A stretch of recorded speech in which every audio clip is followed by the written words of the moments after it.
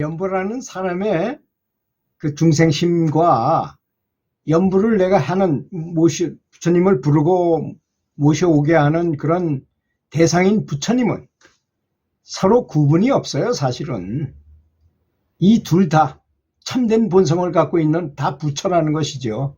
우리 몸속에도 부처가 있잖아요. 마음속에도 부처가 있는 것이잖아요. 원래 이 둘은 본래 참된 본성을 가지고 있으며 연부를 통해서 아까 제가 말씀드린 것처럼 부처님이 나타나시면 빛을 비춰줘 가지고 나하고 같은 빛을 갖게 만들어요. 나도 나의 속에 있는 자성부를 깨어나게 해가지고 부처님과 같이 비슷한 경지로 만드신다는 것입니다. 이 둘이 하나로 합쳐지는 것입니다. 그러니 얼마나 좋은 수행법이겠습니까? 제가 여러 번 얘기한 타인한 스승, 세상에서 활 제일 잘 쏘는 사람에 대한 얘기 수도 없이 했잖아요. 그렇게 그 왕자만 가르치는 세상에서 제일 활을 잘 쏘는 사람한테 그 어떤 청년이 찾아가서 저도 좀 가르쳐 주십시오 했더니 너 같은 평민이 감히 나는 왕자만 가르치는데 너 같은 놈이 와서 무슨 뭘 배우겠다 그랬냐 당장 가라 그러니까 이놈이 한참 계속 쳐다보더라는 거예요. 그 타인한 스승을. 그래서 그러더니 집에 돌아가 가지고 그 토상 흙으로 그 상을 불상처럼 타인한 스승의 상을 만들어 가지고 매일 거기 절하고 그 타인한 스승을 계속 부르고 나가서 활을 연습하고 매일 그랬다는 거 아닙니까? 그랬더니 그 사람의 비술이 그 사람한테 그대로 전달돼 가지고 그 개가 지나가는 걸 활을 쏘면 이빨 사이만 딱 끼고 개는 하나도 다치지 않는 그런 신비한 공수를 선보여 가지고 나중에 왕자들이 왜 저 사람한테만 가르쳐줬냐 그랬더니 그 사실을 알고 나서 깜짝 놀랐다. 이게 바로 연불의 효과인 것입니다. 이걸 완전히 믿느냐 안 믿느냐의 차이고 믿었다면 또 꾸준히 해야 되는 걸 했느냐 안 했느냐의 차이일 뿐입니다.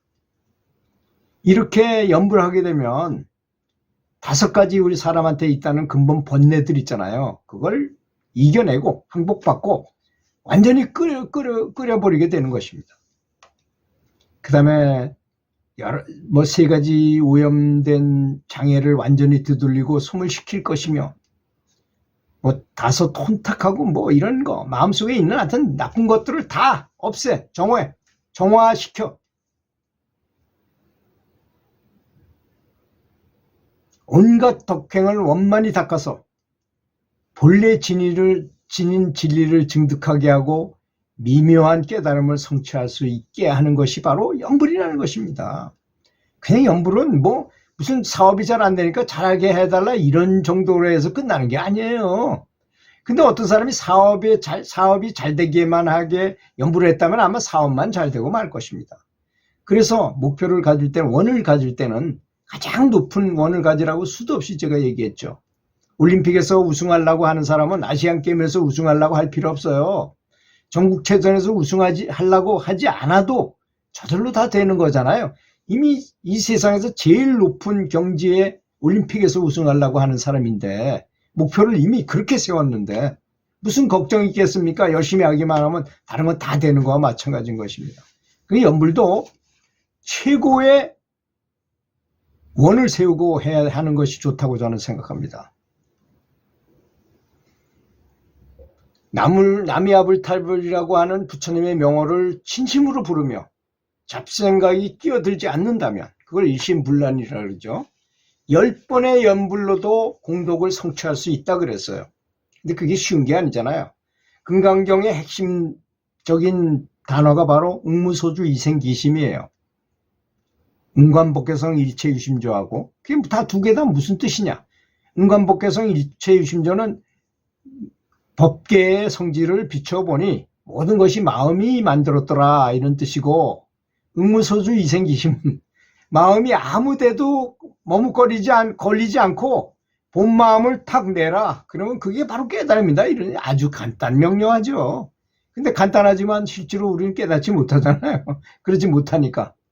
근데 방법이 없어서 그런 것입니다. 깨달은 데는 아까 거울을 비유했는데요. 사람 마음은 부처와 같고 원래는 거울 같은데 때가 많이 끼었어요.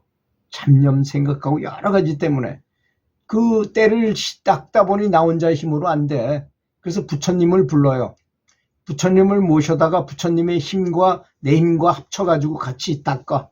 그럼 빠르겠죠 아무래도? 부처님은 전능하신 분이니까 내 혼자 힘으로 어떻게 감히 참회가 되고 힘이 있어야 참회가 되는 건 아니겠습니까? 그것도 그렇지 않습니까?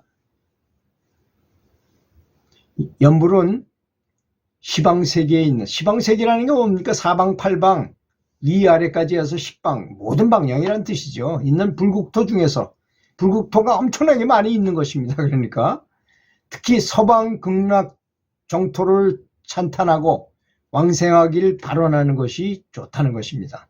극락은 서방으로 뭐 얼마 가면 있는다는데 비교적 가까운 거리에 있는 천국입니다.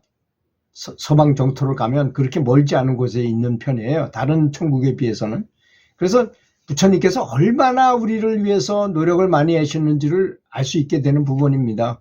이 사람들이 어떤 사람이라 하더라도 쉽게 성불 쪽에 갈 수 있게끔 하려고 그렇게 노력해 가지고 그런 극락세계를 만들어 놓으신 것입니다.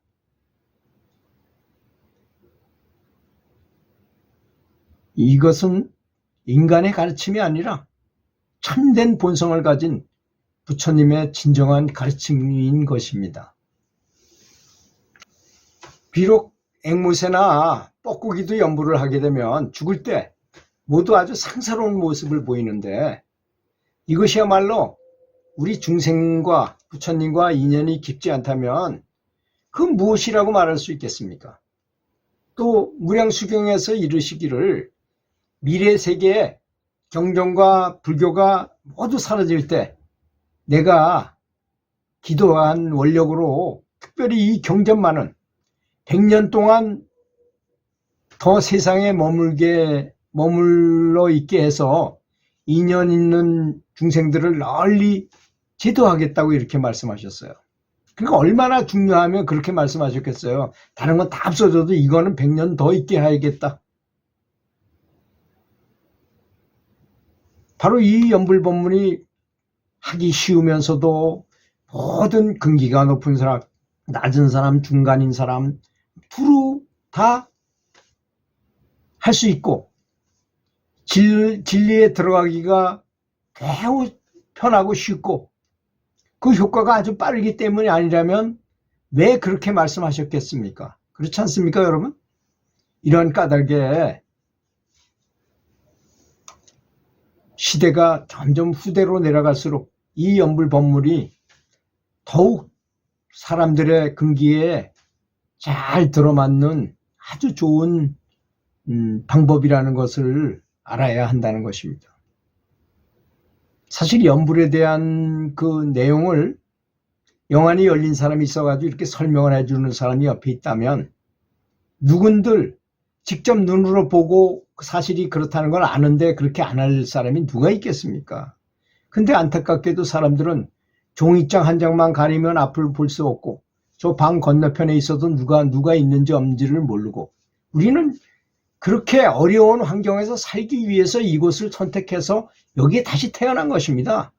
여러분, 저는 그 운동선수를 가르친 적이 있었는데요. 운동을 우리끼리 연습해가지고 효과가 별로 없어요. 우리보다 더 센 팀을 찾아가서 막대한 돈 축전비를 들여서 경비를 들여서 거기 전지훈련을 갑니다. 그래서 그 친구들한테 매일 지러 가는 거야.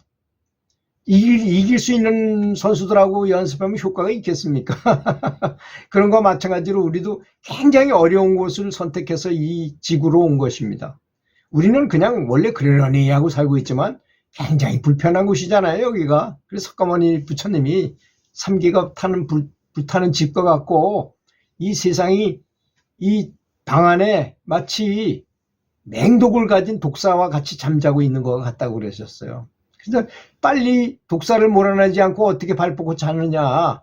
너무나 그래서 안수정동에서도 거의 위험성에 대해서 많이 말씀하시고 항상 지구가 반쪽이 날지도 모르니까 뭐 해라 이런 말씀을 자주 하는 이유가 뭐겠습니까?